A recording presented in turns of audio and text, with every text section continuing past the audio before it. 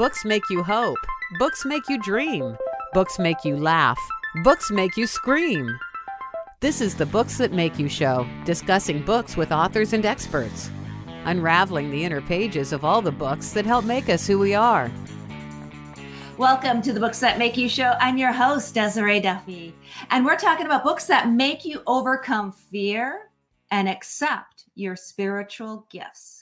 Alejandra G. Brady was just 16 years old when she had her first visitation from someone who had passed, awakening at night to see someone at the foot of her bed. And that was just the beginning. It wouldn't be until age 50, though, before anyone would give her a name for her unusual experiences. Suffering from cervical compression and feeling that something was missing in her life, she hired a Feng Shui master to do a consultation on her home as she prepared for this procedure. And the woman told her that Alejandra would soon follow in her footsteps. And that is when our guest today began Feng Shui principles, applying them to her home, and making this massive transformation that occurred in her health, her relationships, and even her financial situation. Her book is called I Just Can't Make This Stuff Up. And it shows that everyone can experience their true purpose, bliss, find flow, and find awe at the amazing clues and messages that are delivered to us by the universe, if indeed we elect to embrace them in our own lives. Hello, Alejandra. Welcome to the show. Thank you for having me. Hello, Desiree, and thank you for a really lovely intro. Oh, my pleasure. Your book and your bio and your story, there's so much more to unpack. I barely hit the high notes, I believe. So why don't you, in your own words, please tell us your story. Tell us how you got here. Oh my goodness. We'd need about 5 hours for that. But the short and condensed version of that is, yes, as you mentioned, I very unexpectedly needed to have cervical fusion at the age of 50. And I was in a very woe is me state because I had just gotten over lower lumbar fusion, a full hysterectomy. There were all these health issues that were happening to me that I didn't understand why. And, now on the other side of things, I completely understand why. It was to get me to be still and to be still long enough to listen to the guidance that I was being given to kind of make a pivot in my life. But, I'm a little Virgo type A personality, and I'm just always go, go, go. And I'd pop right up after every single surgery. This surgery was going to be different. I needed to be in a neck brace for 6 to 8 weeks after the surgery. And the brace kept my head and my neck perfectly still, like if you lift up your chin a little bit. So I couldn't work. I couldn't drive. I couldn't go anywhere. I couldn't do anything except rest and, binge watch Netflix. And, that was about it. So when I found out that was going to happen, I am an interior designer and I have been for over 20 years. I was working on a client's home and I was telling her what was happening. And she told me she was hiring this Feng Shui master to come to her house. And she said, do you want her to come to yours too? And I didn't really know what Feng Shui was. I actually didn't know. I shouldn't even say didn't know what it was. Something inside me just said yes. And so I said yes. She came, she did the consultation. Within 10 minutes, she said, you will be doing this. And I remember so clearly being so tunnel visioned, like I always was, right? And saying, no, I have no interest. Just tell me what I need to do to get ready for this surgery. Like it was all just about what do I have to do? So we walked the whole house, and that's what I do when I do consultations now. We look at the entire home, but we focused on the bedroom because that is where I would be spending the majority of my time recovering. I did what she suggested to the bedroom before I went into surgery, and I had a great recovery. And then as I got better, I just started noticing a lot of changes with my husband, and he started noticing the energy changing in our house too. And so I became my own guinea pig. I slowly went room by room by room as I recovered, because I had put my design business on hold indefinitely because I didn't know how long this was going to take.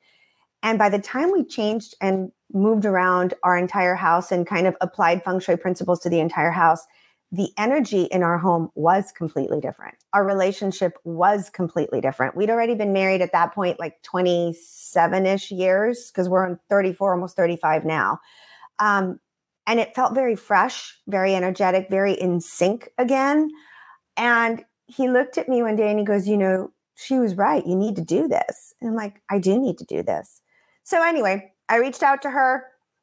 I asked if she had a certification course. She actually did, which was so surprising to me. Unbeknownst to me, she is world famous. Her book has been translated into 9 languages. She does consultations all over the world. And it all just started by my saying yes, right? When the student is ready, the teacher appears.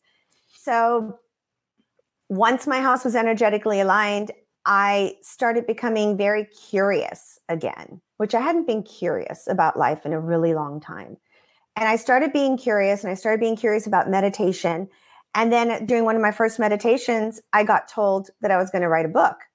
And just like I told her, I said, no, thank you. I have no interest in this. Why would I want to write a book? Why? Nobody cares what I have to say. I just no, absolutely no.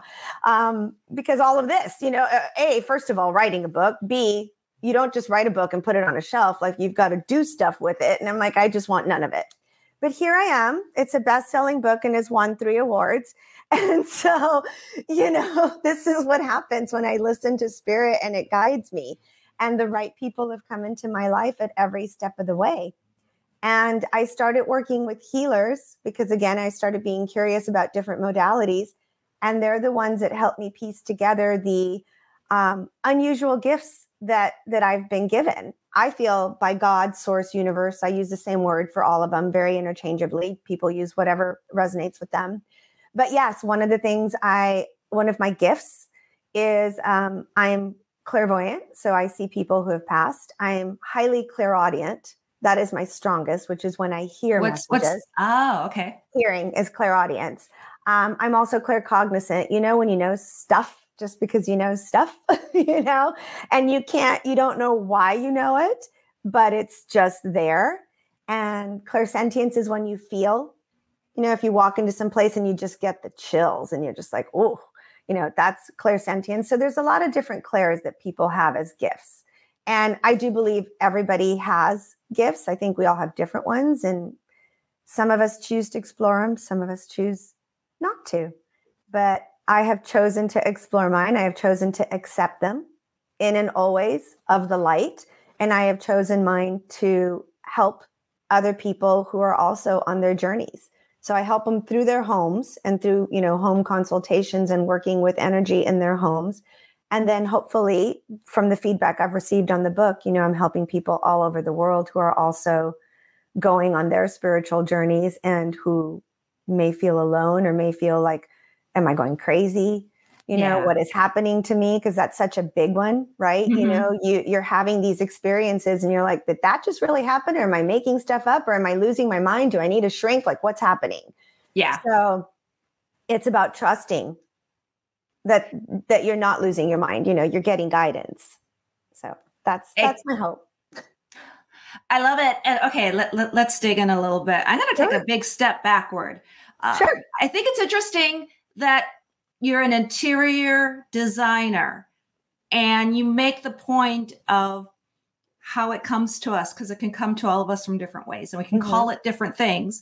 And it came to you through Feng Shui as an interior designer, whereas somebody who is a mathematician might see it somehow in numbers, but whatever the path that gets you there, it gets you there. Right.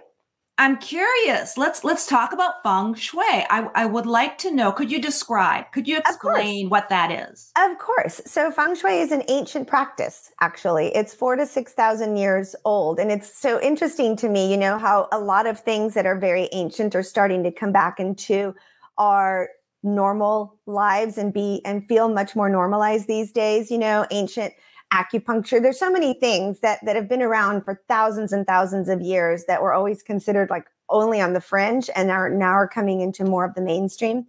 I'm hoping to be one of the people who can help Feng Shui do that, because as an interior designer, if you've been doing anything for a period of time, you should be pretty good at it, right? So I can go in and make a room look beautiful for someone. So Feng Shui is an ancient practice that dates back 4,000 to 6,000 years. And it originated in China. And it originated as a way for emperors to find the most auspicious location for their buildings that they were choosing, whether it's a temple, it's their palaces, it's their burial grounds, whatever it is, they wanted the energy around that space to be the most auspicious for them possible. So they would look at the land formations and see where are things thriving, where are things not thriving, right? So it's as much about picking what is working as getting rid of what's not. So that's where it all originated.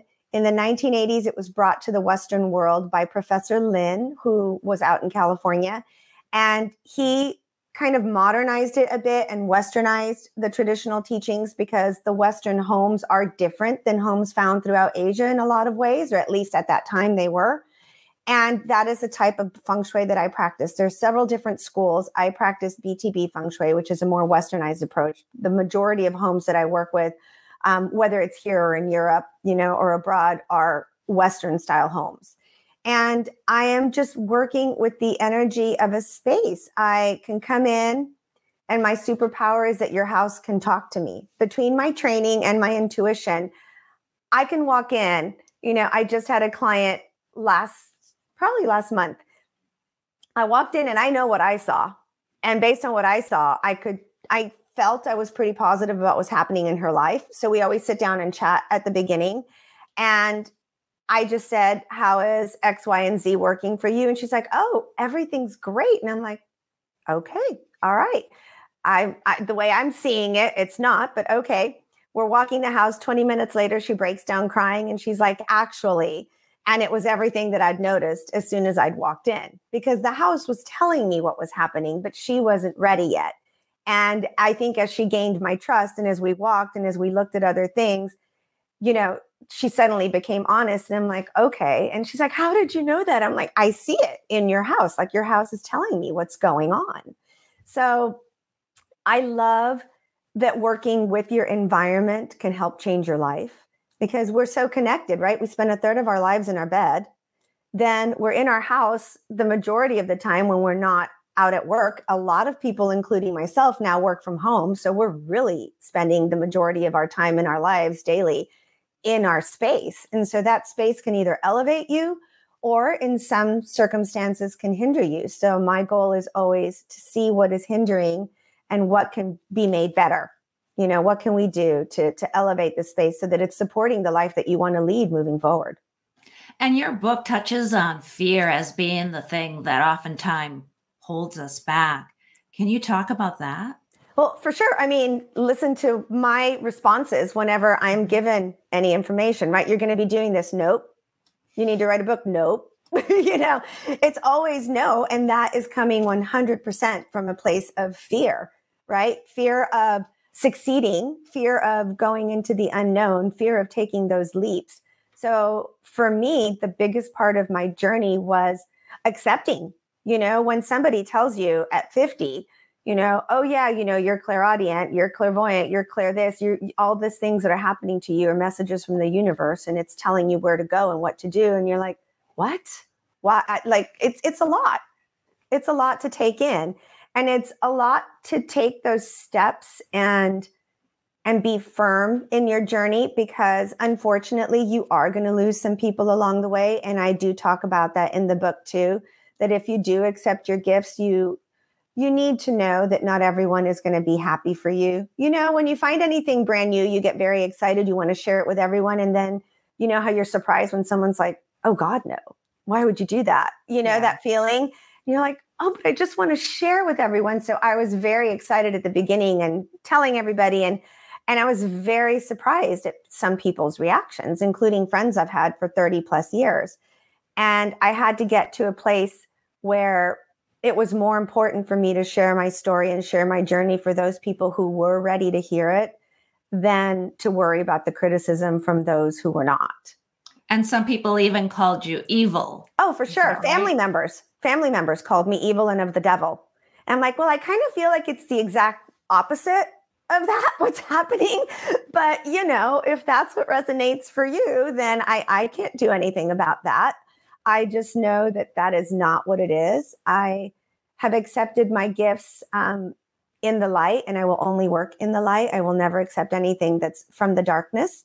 And that is a thing too for people that are waking up. You know, when you're first spiritually awakening, you're like this little dark light in the middle of a really big empty parking lot, and everything comes to it, right? It's just like the moths all want to flock to you.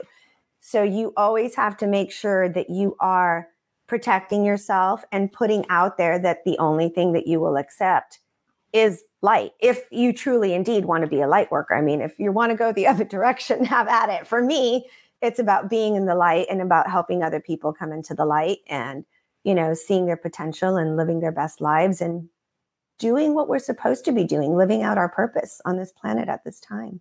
And how can people do that? What's the first step? What should they be thinking of or doing? I feel if you're getting those nudges, pay attention to them. You know, I was very much when I didn't even realize how much I was saying no until it was time to write the book and I had to start writing down everything that was happening. And then it was there that I saw, wow, I was so resistant to so much, right? And so when you hear a word, a quick example. I woke up one morning with the word Sedona in my head. And I was like, what is Sedona? Where is Sedona? I know nothing about Sedona. I asked my husband, he goes, I don't know. So we looked up Sedona. It's in Arizona. Okay, fine. I promise you, this is true. Within a few hours, I went shopping to this really pretty little outdoor area we have here in Tampa. I'm walking down the street in front of the little stores. And this girl comes up to me that I haven't seen in like a decade. Hi, Alejandra, how are you? Have you been to Sedona? And I'm like, excuse me?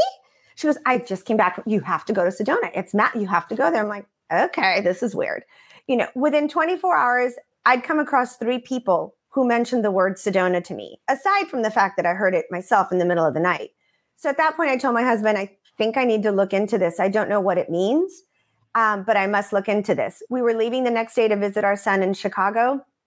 We got home from visiting him on a Sunday. We owned a house there by the following Monday. What? Yep. That's wow. Wow. Yep. We talked to our son about it on Sunday while we were having breakfast before we left. We were having a beautiful, beautiful brunch at the Four Seasons in Chicago. And I said, so this Sedona place, and my son said, do they have golf there? You know, just graduated from college, living in the freaking freezing Chicago. So he's like, yeah, anywhere. I'll go anywhere that's not here. And I said, I don't know. I don't know anything about it. We left. He sent us a listing that Thursday. We found out the listing was gone on Friday, but we hired a real estate agent. On Saturday, we decided to fly out there because we're like, oh my God, we're looking at houses in a place we've never even been to.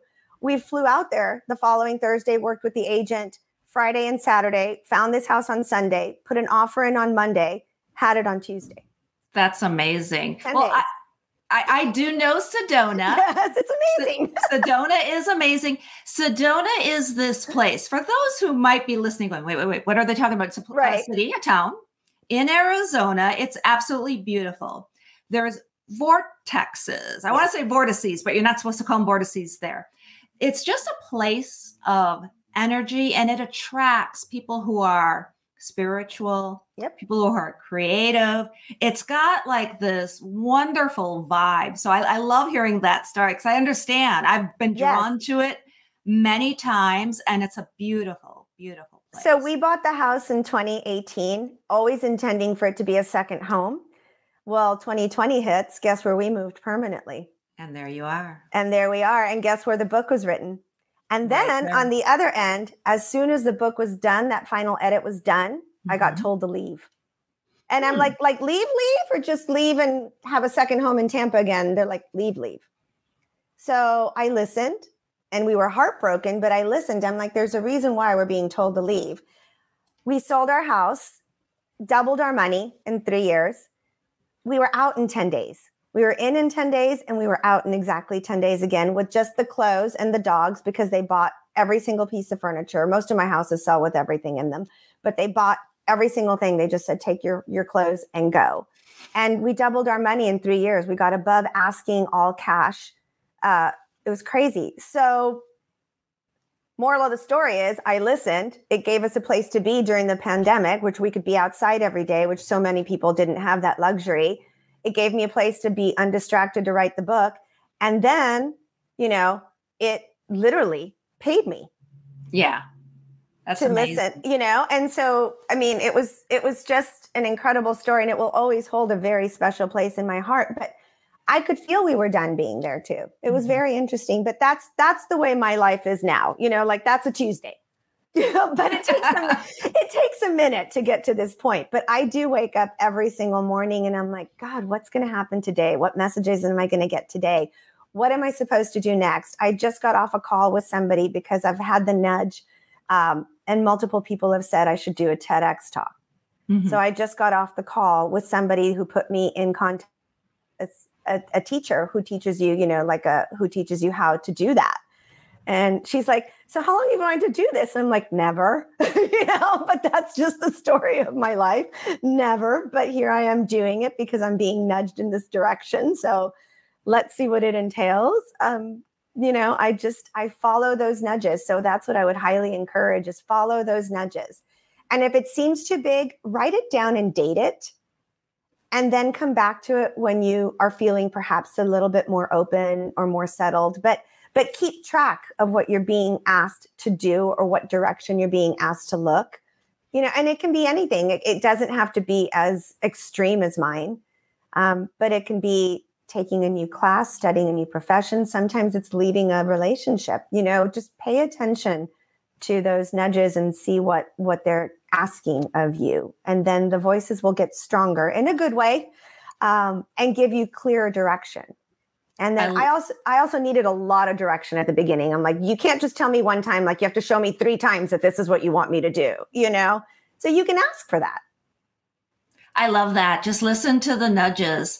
Another thing in your book that you bring up, well, it's part of your life, is you were adopted. Yes. Can you tell us about that? Sure. I was adopted as an infant at 5 weeks of age, and I had wonderful parents. They've since passed, but I was raised in Laredo, Texas, which is right on the border with Mexico. So that's why my name is Alejandra. So I grew up in a Mexican-American family, even though, by blood, I'm not. Everyone's like, you don't look Mexican. I'm like, I'm not actually, but that's what I identify with. Spanish is my first language. I didn't speak English until I went to kindergarten. And it was beautiful. My parents were always very honest with me about the fact that, and my sister, I have a younger sister, that we were both adopted. They always asked if we wanted to find our biological parents, they would help us. I personally never felt the need to. However, that didn't stop them from finding me. So at the age of 40, my biological mother's family found me. And then 10 years later, at the age of 50, on the same week, my biological father's family found me. Wow. And yes, wow. But unfortunately, so for 11 years, I had a relationship with my biological mother's family. It was good. It was bad. It was kind of all over the place. Again, these people share DNA, but they are strangers. And I think you need to move now, having gone through it, right? I think you need to move into these things very slowly. I did find a lot of good. They've been some of my greatest teachers. I did have, it's wonderful to have some medical information. My spiritual gifts are bloodline gifts. So my biological mother has them as well, but hers did come in dark. And she rejected them. And I completely understand. She shared her story with me. And I'm like, yeah, I would have said absolutely not as well, if they came in that way. But they are the ones that called me evil when I shared with them what my gifts were. And I tried to make it work for a while, but then there's a point where you just have to set up boundaries. And if people are not respective of your beliefs and you're being respectful of theirs, you just sometimes just have to cut off those relationships. And so as of now, we don't talk. I've chosen not to continue a relationship with my biological mother's side of the family. Will it always be that way? I don't know. But for now, that is what's healthy for me, because I don't need to be called of the devil by anyone and evil when I feel that my gifts are exactly the opposite. On the other hand, on the biological father's side, my father had already passed when the family found me, but I have an amazing family on that side who is absolutely lovely, and another half brother who is just a doll. And so we see each other whenever I'm in Dallas or he comes here, and so it's been great. So it's been really interesting. But what I recommend to everybody if you find yourself in these situations is take it really, really slow and get to know these people before making them a part of your family. You know, I jumped in, I wrote in the book, it's like I jumped in with my heart open and my eyes closed. And you know, that's on me. I didn't do the research. I didn't talk to a therapist. My parents had just passed 2 years before they showed up, the first ones. So I was very much craving a family again, right? Yeah. And just dove right in there. And, you know, not everyone is happy to have another sibling. And not everyone is happy to have a sibling who has succeeded in life to a certain extent, you know, and not my problem. Yeah. But, and to your point, I mean, everybody finds their own path in their own ways, in their own time. Absolutely. And you writing this magnificent book. Now I gotta ask the name, and I hesitate to say the actual full name. Yeah. Where did the name come from? It came out of my head one day. As I was writing down what was happening to me, it's what I kept saying to myself. Like if somebody had asked me to write a Hollywood screenplay, I couldn't come up with some of the stuff that was happening in my life. And that's just something I would keep saying to myself. And I had not considered it as the name of my book. I was kind of like, oh, how I overcame, you know, blah, blah, blah, you know, much more soapier title. And I was at Miraval, which is one of my favorite places to go to work with healers in Tucson, Arizona. And I walked in to a session with a healer I'd never met before. And as soon as I walked in and said, you know, hi, I'm Alejandra, she goes, what is the name of your book? And she had a very heavy French accent, which I will not even try to read because I will not do it justice. And I just said, excuse me, you know, like they were just notes at that time. They weren't even an outline. And I just said, my book? She goes, yes. What is the name of your book? And I said, well, how to overcome. She goes, no. What do you want to call your book? And I said, well, I just can't make this bleep up. And she goes, that's it. That is the name of your book. And I go, really? That's going to be okay? She goes, that's it. That's the name of the book. Your guides are telling me that's the name. You're good. Stick with it. And, you know, the editors along the way and the publishers along the way, you know, a few people tried to talk me out of it. And I said, no, you know, it may not be able to be promoted as big as it could. And I can't advertise on Amazon because of it. And I'm okay with all of it. It's going to reach the people that need it. And that's all I want.